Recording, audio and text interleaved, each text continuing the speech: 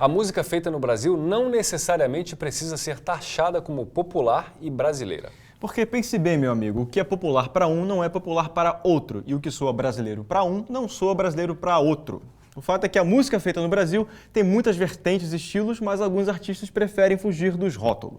É o caso de Negro Léo, catalisador e principal voz da turba experimental carioca, e Bernardo Oliveira, pensador da música e um dos arregimentadores da Áudio Rebel, casa clássica de música experimental do Rio de Janeiro. Esses caras vieram para engrossar a terra fértil e criativa que é a música experimental brasileira. Segue o som, está no ar. Austeridade, visão para os arrogantes desamar, e sentirão o nosso dia de aumentos um pouco. Conta aí, conta aí!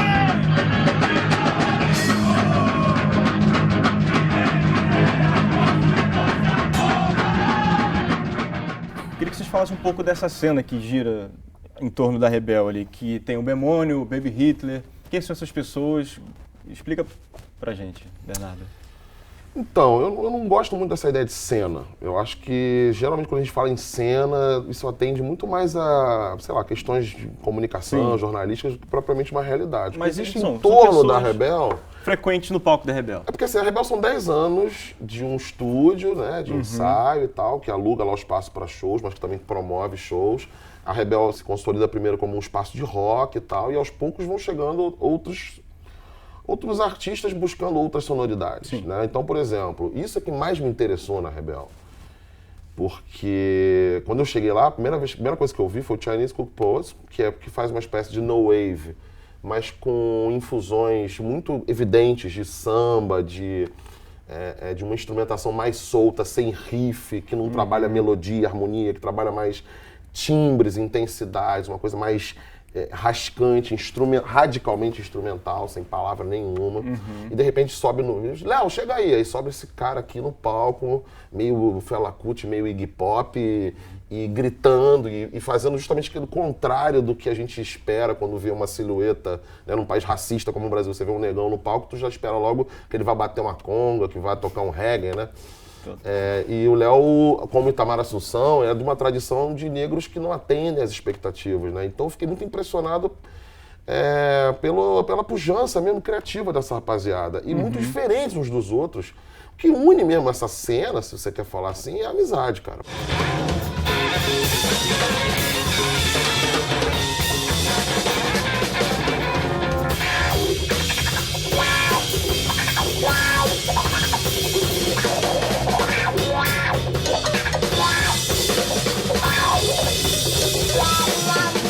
O Quinta Van, que começou como uma linha de programação de música experimental promovendo semanalmente eventos na Áudio Rebel, hoje conta com um selo de mesmo nome e virou quase sinônimo da casa de show entre os seus frequentadores. Uma das bandas mais frequentes no palco do Quinta Van é a banda Dedo. Quando perguntado sobre o estilo de som que eles tocam, o Dedo responde: não existem definições e nem limites para o que possa vir a ser um dedo. O que o Dedo é uma unidade de criação e desenvolvimento de violações digitais fragmentárias e viralizantes. Entendeu?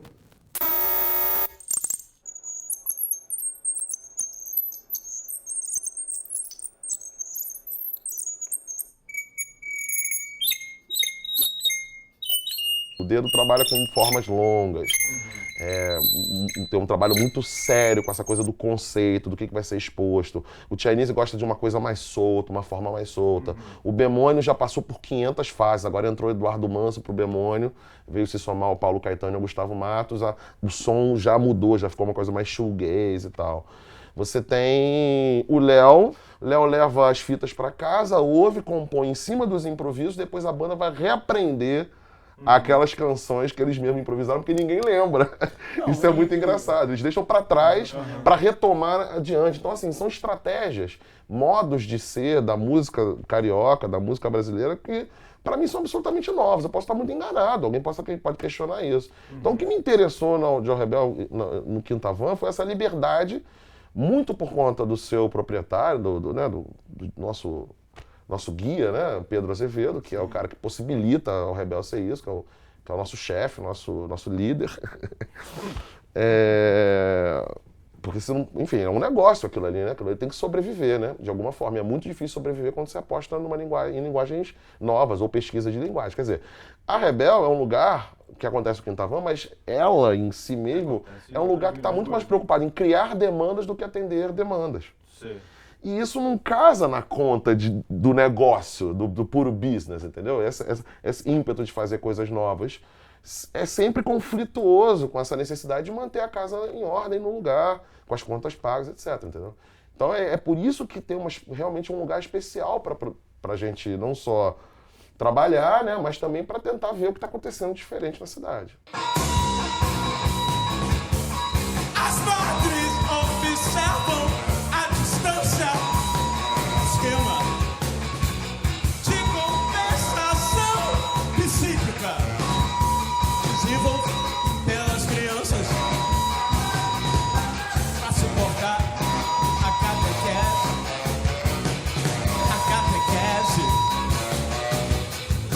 Naqueles tempos, uma madre confessou-me angustiada. Negro Léo, por todas as qualidades que reúne, é uma espécie de líder quando pensamos na cena experimental carioca. Cantor, compositor, multi-instrumentista, Negro Léo, que já conta com uma vasta discografia, é um dos raros exemplos de atitude, conteúdo e visceralidade na música brasileira atual. Léo, vamos falar do Ninhos Heroes, seu mais novo LP. Como é que foi o processo? O que diferenciou esse dos outros? Por que Ninhos Heroes? Quem é a galera que toca? Não, o Ninhos é irmão do, vamos dizer assim, do Ilha de Calor, né? Que é o seu disco anterior. Que é o disco anterior, exatamente. A gente foi pro estúdio, eu, Felipe Zenícola, Thomas Harris e Eduardo Manso. Eu já tinha uma ideia de um método, de um procedimento na cabeça que fosse de fazer uma composição que não viesse antes, ou seja, que não dependesse de um violão, entendeu? Que não fosse uma canção a partir do Que não violão. fosse uma canção a partir do violão, do piano, de instrumentação nenhuma, que não fosse uma composição construída, que fosse uma composição que, na verdade, que fosse um processo. A ideia era essa. Então a gente entrou no estúdio, improvisou. A sessão de improvisação a gente pegou e editou trechos. E nesses trechos depois eu coloquei melodia e letra. É esse o método de composição. O Ilhas, ele começou, foi isso. Os dois discos tiveram o mesmo tipo de processo? O mesmo Os tipo anteriores de só processo. fazia de outro jeito, como é que era? Não, compunha as canções, né? Como a maioria faz, né? E por que Ninhos Heroes? O Ninhos começou a ser composto no México, né? Mas não as ideias, quando a gente viajando e tudo, as ideias começaram a pintar lá. E esse nome é o nome de uma estação de metrô. E depois a gente foi pesquisar e ver por que a estação chamava Ninhos Heroes, né? E Ninhos Heróis, né, na verdade, né? E era porque, enfim, era a guerra entre os Estados Unidos e o México no século XIX, no final do século XIX, pelas terras do norte do México, que hoje é Flórida, não sei o que, né? Nessa guerra, em 1873, acredito, uns 6 cadetes morreram, enfim, receberam essa honraria de receber um nome numa estação e um feriado patriótico. E aí, e é uma coisa grande mesmo, parece, no México. Esse feriado é um feriado, sei lá, como o nosso Tiradentes. E aí, o nosso Tiradentes não é grande, né? Não é nosso. Felizmente. Mas assim, e aí E aí esse nome ficou na nossa cabeça, enfim, e quando a gente foi gravar o disco, depois que o disco estava pronto, o Renato Godoy comentou na ocasião, diz assim, esse é um bom título para uma canção. Eu falei assim, pô, pode crer. E aí viemos com uma porrada de coisas. Tem muita coisa no disco que são títulos das nossas experiências no México, entendeu? Tipo, como uma bebida do agave, fermentada do agave, que chama pulque, entendeu? Ou, sei lá, o Rincón Poblano, que era o restaurante onde a gente comia, do lado do... Mas no México vocês foram fazer show do Ilhas de Calor, é isso? A gente foi fazer show do Ilhas de Calor, exatamente. Porque é engraçado que no show já é outro lance, entendeu? Diferente o show é a gente tentando tocar o disco. É um negócio engraçado, E entre outras pessoas que frequentam o palco da Rebel e outros palcos do mundo agora, é Ava Rocha. Você, além de parceiro musical, parceiro dentro de casa também, queria que vocês dois falassem um pouco sobre o papel da Ava Rocha nesse contexto que você acabou de dizer. Então, é o seguinte, Ava lançou um disco que não foi, eu não sei se foi muito ouvido ou se também não foi tão bem recebido, porque era um disco, o primeiro disco dela, o Diurno, que é um disco bem, tem uma sonoridade muito específica, assim, sabe, uma pesquisa uma pesquisa de paisagens sonoras, de field record, um caramba, que não foi muito, que o pessoal não sacou muito na época, entendeu? E o Diurno, pô, era o Emiliano Sete, a Nana Carneiro e o Daniel Castanheira, que é um cara que, porra, pesquisa som, tá super, enfim, um pesquisador sério e tal.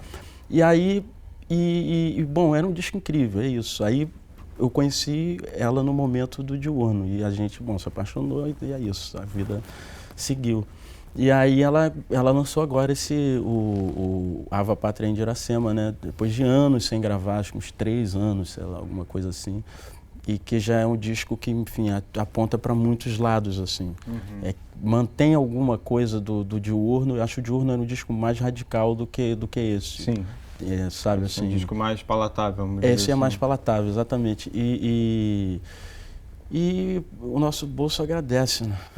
Esse disco ser mais palatável.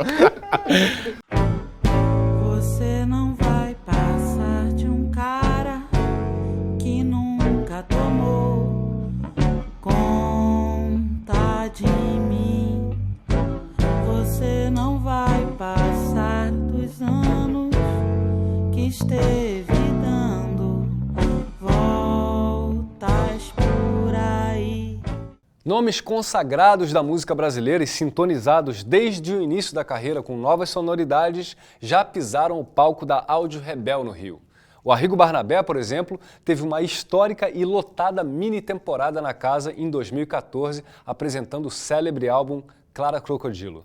Depois foi a vez de Jardes Macalé, que, acompanhado pelos músicos da nova geração, apresentou a Macalândia, um espetáculo em comemoração ao Banquete dos Mendigos, que por sua vez foi um espetáculo idealizado por Macalé 25 anos atrás e que tinha como pano de fundo a Declaração Universal dos Direitos Humanos.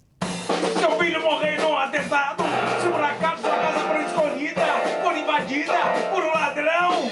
Será que não vai deixar? Não é mais fácil? Mais fácil pra apertar o botão? Será que ele vai pensar 2 vezes antes de apertar? Que perigo, Arrigo! Que perigo!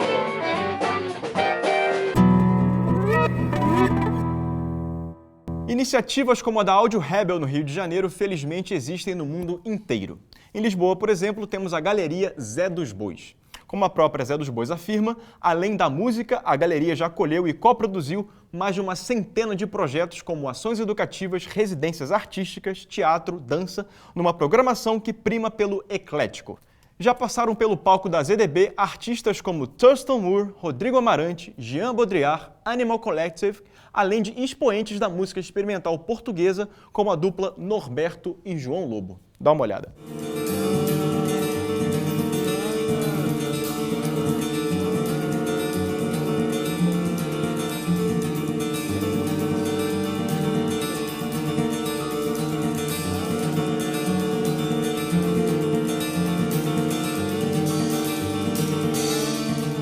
O Rio de Janeiro é muito comprometido com a expectativa das coisas. Isso, as casas de show, jornalismo, tudo, né? Então, eu acho que O instrumental nosso já é papel... todo voltado para essa expectativa específica. Isso.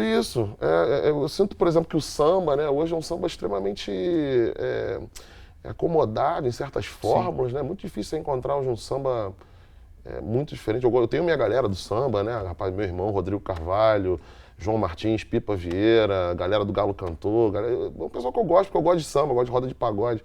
Mas você não tem mais aquela exploração sonora que você tinha na época do Cacique de Ramos, né? Uma coisa de criar instrumentos, de criar modos de tocar. E eu acho que isso está tendo na Rebel. E estamos movimentando também um contexto onde essa questão é importante. Buscar desenvolver novas sonoridades. E aí o Léo, na performance dele, quando você está esperando o negão swingante extravasante, ele faz uma performance contida, comportadíssima e tocando uma guitarra super comedida, cantando, Quebrando baixo a expectativa astral. também. A Rebel estava lotada no lançamento do News Heroes e ele fez o oposto. E foi incrível, entendeu? Funcionou, porque tem isso. O Dedo, por exemplo, eles fazem performances longuíssimas e tal. O disco deles é todo picotado, é o contrário do que se espera. Eu acho essa atitude saudável. É importante essa atitude na cidade. É uma cidade que está muito acomodada em certos estereótipos, em certas demandas consolidadas. Acho que é importante desfazer isso. Eu vou fazer uma pergunta em relação justamente a essa expectativa para o futuro, do que aconteceria, do que gostaria que acontecesse, quais são as dificuldades de agora, mas acho que a pergunta certa é até que ponto a Rebel o conceito Rebel, até que ponto é importante bater, ir lá e contra, e até que ponto é importante agregar? Qual é o limite dessas duas? Mas agregar é do jogo. Eu acho que o interesse maior é trazer o funk, trazer o samba, trazer tudo para dentro da Rebel. Contanto que se tem algo a dizer. Né? Não, sim. Eu acho que essa que é a questão. Então, veja bem, agregar é a ideia, é o epicentro da coisa. Agregar. A Rebel não é Bernardo, não é Léo, não é Godoy, é uma cooperativa e eu digo isso sem nenhuma falsa modéstia. Porque assim, tem toda uma galera em volta ali, segurando as pontas do dia a dia, tem papel no banheiro, é um dia a dia complicado, que não é só curadoria e novas estéticas, não é isso, tem todo um trabalho pesado a ser feito. Então, assim, é um espaço onde realmente a gente tem que produzir esse tipo de circulação. Mas, cara, com algum critério, querer responder a determinados problemas, determinadas questões, criar demanda, criar o novo, não tem nenhum preconceito com essa palavra, novo, acho que é isso mesmo. Em Nova York, o Issue Project Room existe desde 2012 e a sua função enquanto espaço para performances musicais e artísticas já é parte vital do habitat cultural da Grande Maçã. Grandes nomes da cena independente mundial já pisaram nesse palco do Brooklyn nova-iorquino. A saxofonista e improvisadora de jazz norte-americana Matana Roberts, por exemplo, esteve não só no Issue Project, mas também na Áudio Rebel carioca. O seu projeto, chamado Coin Coin Mississippi Moon Chill, faz parte de uma trilogia na qual ela busca a memória, as histórias e a conexão com a sua ancestralidade negra. I am the beginning of the female hustling spirit.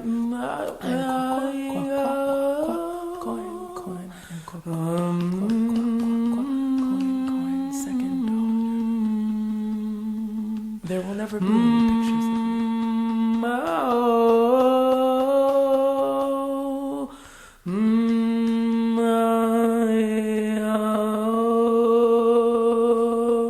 E vocês têm conexões com outros lugares do Brasil e do mundo que fazem esse tipo de trabalho? Então, no Quintavan a gente tem algumas conexões, sim. Por exemplo, uma conexão forte é com Paul Nielsen Love, né? Fora do Brasil, que é um baterista da banda The Thing, que já acompanhou o Nene Cher e tal. O Nielsen Love é um improvisador reconhecido, já tocou com todo mundo e tal. E ele costuma ver o Brasil, ele gosta muito do Rio, gosta da nossa galera, gravou discos com a gente colocou ele para tocar com o Arthur Lindsay, que rendeu uma parceria aí de uns 3 anos, circulando o mundo inteiro, começou na Rebel. Um disco chamado Fun in Real, né? Ele fez um disco chamado Real Fun. Ele fez um disco chamado Real Fun. Ele gravou um disco com a gente pelo selo QTV, chamado Botafogo, junto com o Felipe Zenícola, com o Arthur Lacerda, que é do Dedo, e com o Eduardo Manso. E ele fez o disco com o Arthur Lindsay, que foi gravado na Rebel, e lançado pelo selo dele. Ou seja, ele é realmente um núcleo que a gente tem ali na ponte Noruega-Londres.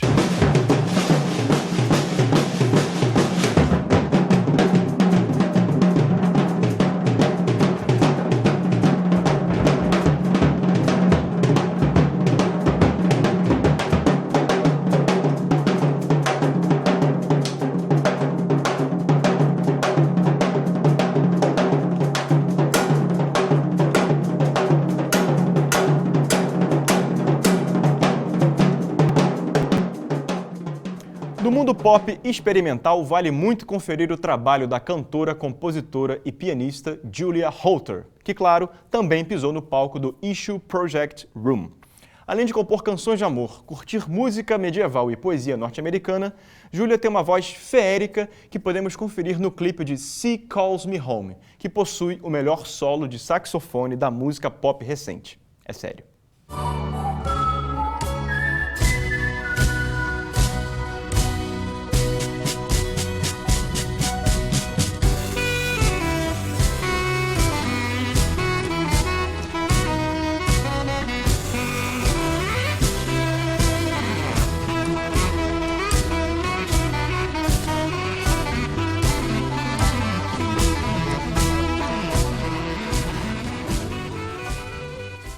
outros parceiros que nós temos se encontram em São Paulo, o pessoal do Clube da Encruza, que o Metá, Passo Torto, Jussara Marçal, Rômulo Frois, Rodrigo Campos, Sambanzo, aquela rapaziada toda dali, que trabalham com canção, com sons supostamente mais apolíneos, né? Talvez não seja o caso do Passo Torto, da Jussara, mas assim, supostamente eles aqui no Rio se ligariam a pessoas que trabalham com canção, mas não, a surpresa é que eles começaram a tocar na Rebel, né? Começaram a ficar o Léo amigo do Campos, sabe? E Jussara Marçal e Cadu Tenório se conheceram, fizeram um disco extremamente barulhento, completamente contrário a qualquer expectativa que se tem sobre o papel da cantora no Brasil, né? Jussara Marçal é genial por isso, que ela está saindo desse papel consolidado, sem riscos, né? Da cantora, e está se arriscando em criar sonoridades e produzir outras coisas. Um velho amarelo, com 3 guerras no peito, mirando para Belo, diz assim: vai. Um dos compositores mais prolíficos do momento, baseado em São Paulo, Rômulo Frois já lançou nada menos do que 9 álbuns em uma década, incluindo os 3 feitos com a banda Passo Torto. Compositor sem freios, Rômulo tem um leque enorme de parceiros de composições, assim como de intérpretes. O seu mais recente trabalho se chama Barulho Feio. Tomo metrô, tô no shopping sem dó. Tá aí meu gogó, é só pra você. Me pega aqui dentro, você vem no vento, não quero você. Parceiro de Rômulo Frois, Rodrigo Campos, depois de explorar uma Bahia imaginária no seu álbum Bahia Fantástica, agora inventa um Japão em canções no seu mais novo trabalho, Conversas com Toshiro. Funatsu, Funatsu, Funatsu, rei covarde, nas ruas, nos bosques da antiga cidade. Funatsu tranquilo, de sexta a domingo, comendo menino de segunda tarde. E você escreveu agora o texto sobre o disco novo do Rodrigo Campos. Fala um pouco sobre o Rodrigo Campos, o projeto dele. Pois é, engraçado estar o Léo aqui e você falar do Rodrigo Campos. Eu vejo uma conexão secreta entre os dois trabalhos, embora sejam completamente diferentes, né? Eles são completamente diferentes. O Léo muito radical, trabalhando em cima de improviso, e o Rodrigo milimétrico, arranjos de corda, etc. Mas a poética dos dois, embora muito diferentes, são muito misteriosas, né? O modo como eles escrevem. Mas o Rodrigo é misterioso em que lugar? Eu acredito que os próprios nexos, a própria invenção dos personagens trazem uma série de observações. Você constrói o personagem a partir de informações que nunca são entregues assim de bandeja. Você tem que sempre entrar naquela... Então ele vincula o Von Kar-wai, que é um diretor chinês, com o Jonas, um personagem bíblico, antes da baleia. Não tem uma... É uma conexão puramente inconsciente, quase que asignificante, não tem nenhum significado mesmo. São conexões puramente... como é que a gente pode dizer? Quase que vocabulários mesmo. Né? E o Léo trabalha uma poética também, usando, né, uma série de outras linguagens e tal, e você vai lendo os textos do Léo, parece que está fazendo sentido, e de repente ele vai, coloca uma frase que corta totalmente o sentido e já lança a música num outro cosmos já, né? Então eu ressaltaria esses 2 discos assim como sendo 2 momentos altos, não só da canção, mas também da sonoridade da música no Brasil. São 2 discos completamente diferentes de tudo que foi feito até então, né? E eu acho que eu escrevo isso um pouco no texto do Rodrigo. Não escrevo sobre o Léo porque, enfim, do nosso selo, mas como ninguém escreve, eu já estou começando a pensar que chegou a hora de encarar essa situação constrangedora de lançar um disco e ter que fazer a crítica dele. Chegou esse momento, né? Maravilhoso. Chegamos a esse ponto.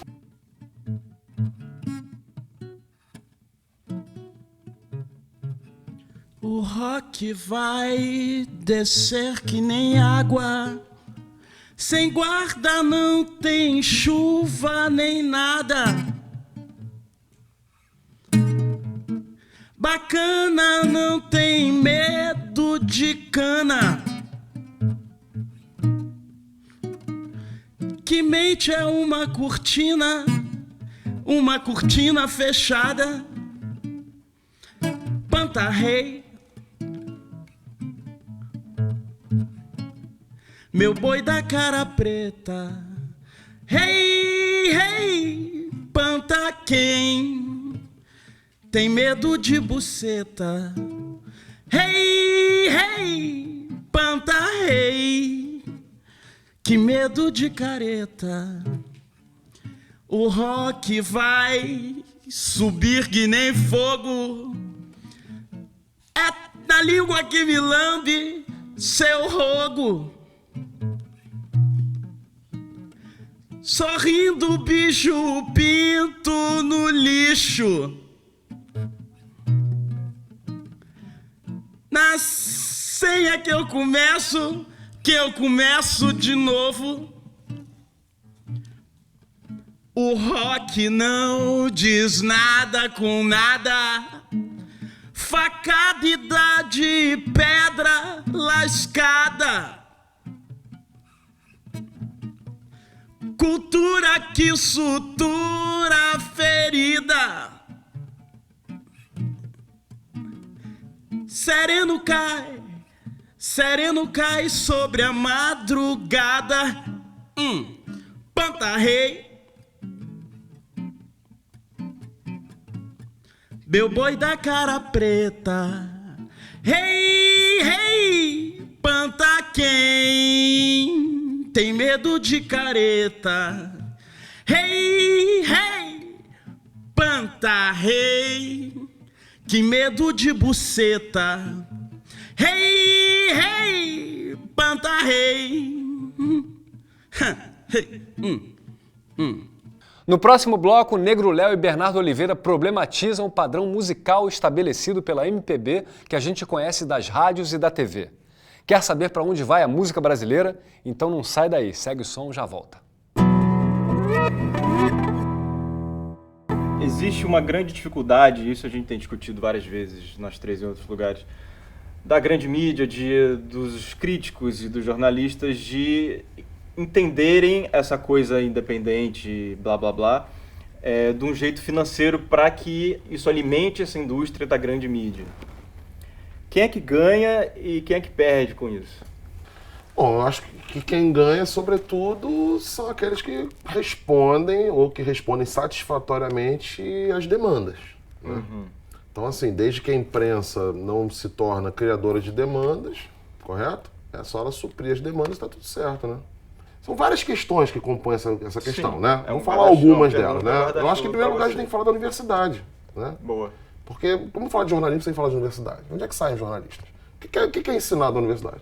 Como é que essa universidade se constitui em termos sociais, né? Enfim, pulando um pouco do assunto, por que a exigência do diploma para ser jornalista? Ou por que nós tivemos esse debate por tanto tempo, né? Nós vamos fingir que a gente não teve um passado, e aí falando não só do jornal, mas de uma forma mais ampla do rádio, a gente vai continuar fingindo que no passado nós não tivemos um sistema, né, de pagamento, enfim, para que pudesse veicular certas fases. O famoso jabaculê, que o Tim Maia verbalizou tão bem, né? Quer dizer, há toda uma série de questões que envolvem o problema da imprensa. Mas eu acho que o pior problema, me parece, é uma certa ausência de autonomia dos jornalistas para poderem cobrir as cenas, vamos dizer assim, né? O que me dá a impressão daqui de fora é que o editor ele já não tem mais tanto poder dentro da redação. Me parece que o diretor de marketing tem sempre mais poder. Então, se esse diretor de marketing tem mais poder, é muito difícil você conseguir produzir um jornalismo que, ao invés de atender demandas, crie demandas. Crie interesse, eduque, incite a reflexão, provoque. Isso não existe. Aí as pessoas me perguntam, mas vem cá, você tá maluco? O jornalismo nunca fez isso, né? Não acho isso uma verdade. Eu acompanhei durante os anos 80, os anos 90, os cadernos de cultura da Folha, do Globo, foram cadernos de cultura fundamentais para mim. Eu lembro de uma vez de acordar, no início do governo Fernando Henrique, se não me engano, acordar e ter lá uma entrevista, uma conversa de Ganzerla e Júlio Bressani, isso no jornal de domingo. Acabou isso, entendeu? Então, assim, o que eu acho... Enfim, os jornais estão encolhendo e a importância do jornal também ela tem que ser relativizada hoje, sabe? O jornal não tem uma importância muito fundamental. Eu acho que a importância de formação, então eu nem vou dizer, eu nem vou comentar, mas a importância, por exemplo, de espalhar, por exemplo, De fazer circular de fazer mesmo, circular né? uma notícia, entendeu? Um artista, por exemplo, essa importância está cada vez menor, sabe? E foi mitigada muito pela força das redes sociais, da internet, vamos dizer assim, da internet, você tá entendendo? De forma genérica, dá para falar nisso, entendeu? E a gente conversava isso depois do show que a gente fez, tudo bem, você lotar uma casa de 100 lugares, mas parece que é brincadeira, mas no Rio de Janeiro é difícil pra caralho. Porque eu concordo com o Léo que do ponto de vista da produção simbólica, o jornal talvez não importe mais tanto. Mas como nós somos uma casa pequena, né, de pequeno porte, não é médio porte, é pequeno porte. Com uma programação intensa, a gente faz de 5 a 7 shows por semana. Né? A Rebel fica aberta todo dia. A gente tem de MPB, voz e violão, a salsa, a música africana, hardcore, entendeu? Tudo. A programação é extensa. A gente precisa ir do único jornal da cidade. Sim. Que engraçado que parece que eles, com a derrocada das gravadoras, eles estão sem assunto porque a gravadora não está fazendo nada, né? Então vamos tentar fomentar esse Mas melhorou, de 2 anos pra cá melhorou, a gente tem aparecido mais. Mas a questão não é a gente aparecer, não é a Rebel, o Quintavan apareceu, são os artistas. Sim. É isso que eu reivindico. Todo mundo tem que botar na cabeça que, 10% do seu trabalhinho podia ser voltado para essa produção de demandas, de interesse, ampliação do interesse. Porra, pra que tu pede um diploma pro cara ser jornalista se ele não aprendeu a regra básica da teoria da comunicação? A redundância mata a informação. Se você for redundando, vai chegar um momento que você vai perder o assunto. Foi o que aconteceu com os jornais. Vocês acham que esse círculo vicioso de ficar redundando a informação teve algum reflexo na música brasileira? E você vê novos MPBistas de um discurso já redundante, já vazio? Você enxerga? Acho que vazio, redundante sempre vai ter, né? Mas existe ainda a briga por esse lugar da MPB, né? Não, eu acho que existe sim, e não é um nicho, eu acho que existe a expectativa ou existe a necessidade de corresponder por parte de alguns artistas, obviamente aqueles que levam a sério a sigla, de corresponder às expectativas daquilo que seria MPB. E existe, e não é pequeno, porque existe um lugar onde corre mais grana, né? Existe, sei lá, a gente vai falar de mercado, é uma coisa complicada, né, cara? Eu acredito que existe basicamente, assim, 2 séries operando. Uma que seria uma série populista hegemônica e uma série popular emergente. A série popular emergente seria aquilo que forneceria, primeiramente, de uma maneira totalmente espontânea, como aconteceu com o funk carioca, com o hip hop, o próprio samba, enfim, como acontece geralmente.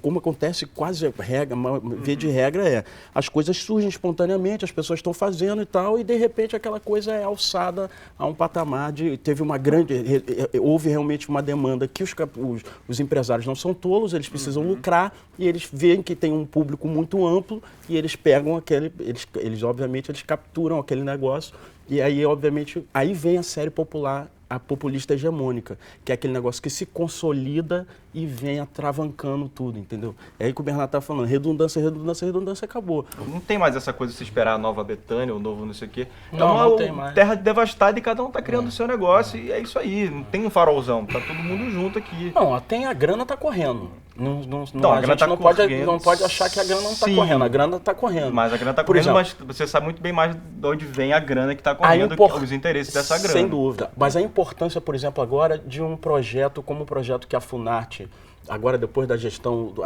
depois que o Juca voltou para o Ministério da Cultura, ele obviamente mudou todo a gestão ali, os gestores públicos ali por trás, inclusive das autarquias ligadas ao MINC, e uma delas foi a Funarte, que realmente deu uma arejada significativa, entendeu?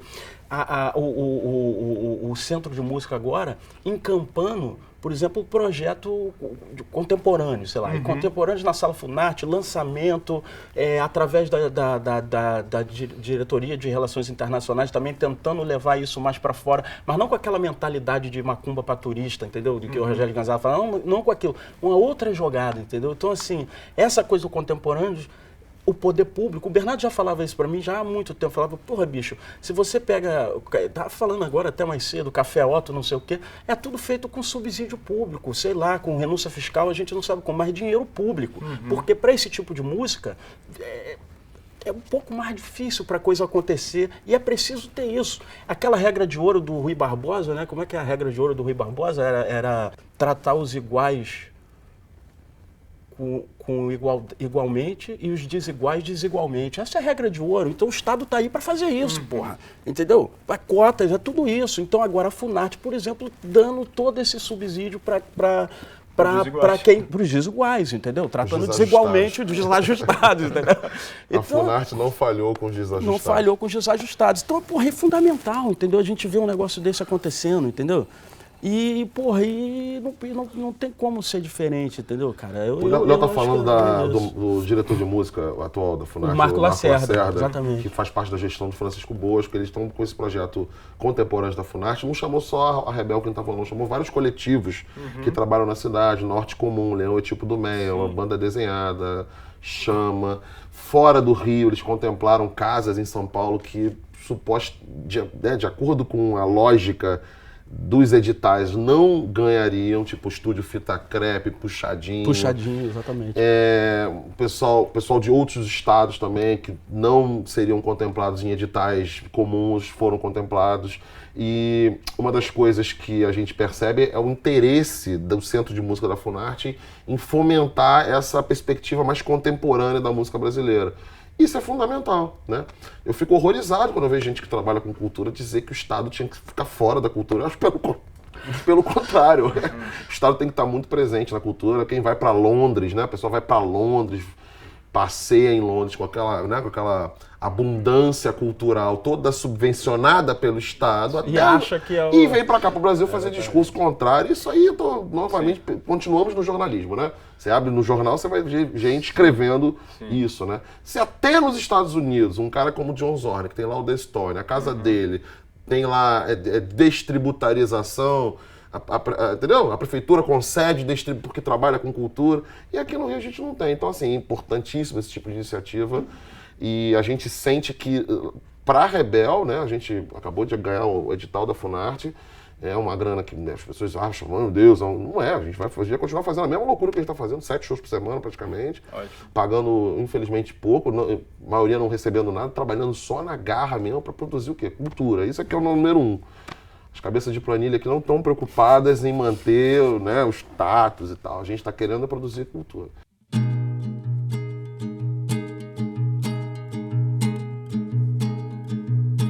Foda-se esse gás, é o fígado do mundo. Meus problemas já são suficientes pra ocupar a eternidade de um santo.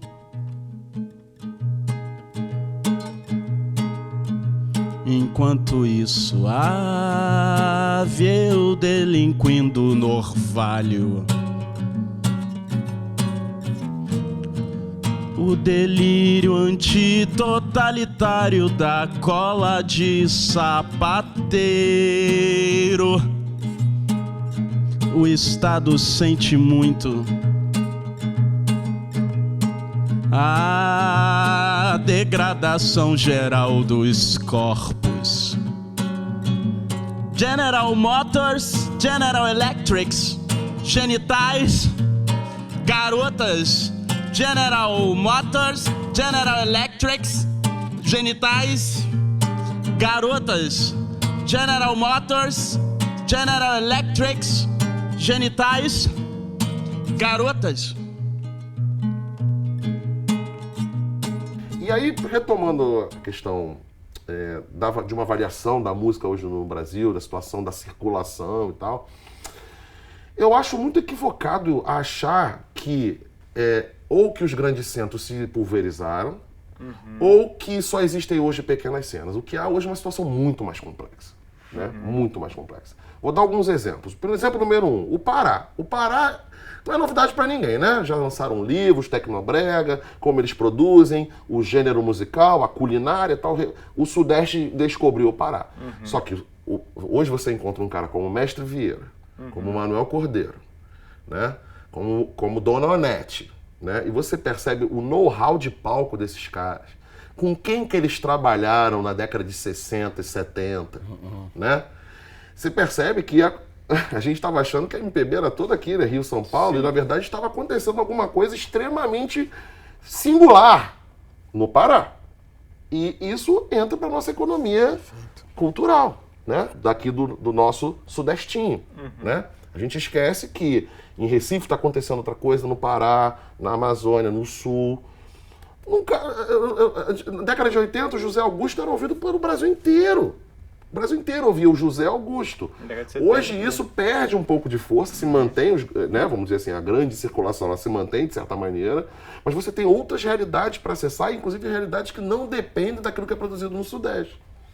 Né? Exatamente. Isso é fundamental. Mas, aí falando de uma economia simbólica, né? Pomba, caramba, hoje a gente pensa a música brasileira não mais naquela sequência Bossa Nova Festivais. Hoje a gente já sabe que tem o Pedro Santos fazendo algo muito parecido com o Afrobeat. No final da década de 60 tem um disco Krishnanda. Você não pode deixar de falar do Krishnanda hoje em meio ali ao tropicalismo e tal. Você não tem como simplesmente fechar as portas para a ideia de que em Recife você tem Paebiru, você tem Alceu Valença, você tem todo um contexto ali de produção musical completamente diferente, né? Então, assim, hoje você olha para a música brasileira, ela é mais diversificada, não só no sentido do que está sendo feito hoje, mas na própria visão que nós temos da música do passado. Muito por causa da internet, dos MP3, da disseminação dos vinis, né? Da retomada das pesquisas dos vinis, aí descobrir sons, né? E tal.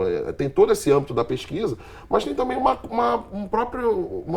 ampliação da autoconsciência, daquilo que a gente considera música feita no Brasil. E aí, de fato, a sigla MPB perde todo o sentido. Exatamente. Porque assim como a sigla sertanejo, como o termo sertanejo, que é muito especificamente ligado aos desdobramentos comerciais da música caipira, ou seja, é um fenômeno localizado e acaba ganhando uma universalidade meio estranha, o termo MPB acabou meio que se generalizando também de forma estranha. Eu acho que ele está severamente abalado. Então, eu concordo com o Léo. Quem acredita que está fazendo MPB, a partir de um certo momento, acho que já é um problema isso. Galera, muito obrigado pela presença, pelo papo. Obrigado pelo convite. Voltem sempre com grandes novidades para esse mundo maravilhoso da música. O Segue o Som de hoje termina, mas não sem uma das maiores cantoras que se reinventa a cada disco, a cada mudança de rumo e continua imortal até o fim do mundo. Estamos falando de Elza Soares, que continua potente no seu mais novo disco, A Mulher do Fim do Mundo. Na faixa título do disco ela canta, Deixa eu cantar até o fim. Isso é de arrepiar mesmo. Elza Soares, a cantora do milênio. O Segue o Som fica por aqui e a gente volta semana que vem. Tchau. Tchau.